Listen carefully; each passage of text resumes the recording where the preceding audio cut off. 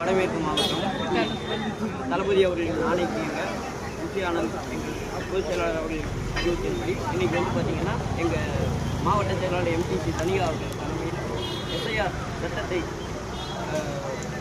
எதிர்க்கும் வகையாக இந்த போராட்டத்துக்கு நாங்கள் இங்கே தொகுதியிலிருந்து 40 வண்டிகள் 1500 நபர்கள் இங்கேருந்து நாங்கள் எங்கள் தளபதியோட ஆணைக்காக ஆறு சட்டத்துக்கு நாங்கள் இப்போ கிளம்பி போய்கிட்டு இருக்கிறோம். இந்த எஸ்ஐஆர் தடுப்பு சட்டம் அப்படின்றது பார்த்திங்கன்னா தளபதி சொன்ன மாதிரி இது சாமானிய மக்களுக்கு என்ன பண்ணுறதுன்னு தெரியாத ஒரு சூழ்நிலையில் இப்போ இருக்கிறாங்க. தளபதி கீழான சொன்ன மாதிரி அவங்க வீட்டில் ஒரு தவறு நடந்தாலும் அதை இப்போது இந்த நேரத்தில் திருத்த முடிஞ்சு அடுத்த எலெக்ஷனுக்குள்ளே பண்ண முடியுமா அப்படின்னா அது பண்ண முடியாத ஒரு சூழ்நிலை அப்படின்றதுனால தான் இந்த போராட்டத்துக்கு இத்தனை பேரும் நாங்கள் இப்போ கட்டி போய்கிட்டு இருக்கிறோம்.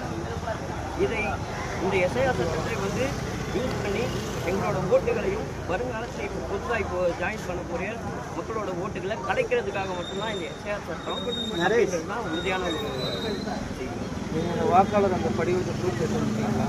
வாக்காளர் படிவத்தை நீங்கள் பண்ணிட்டீங்களா?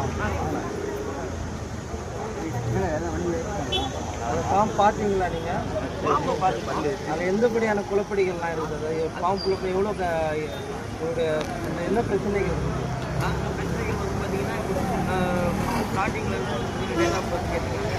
இதுக்கு கீழே பார்த்தீங்கன்னா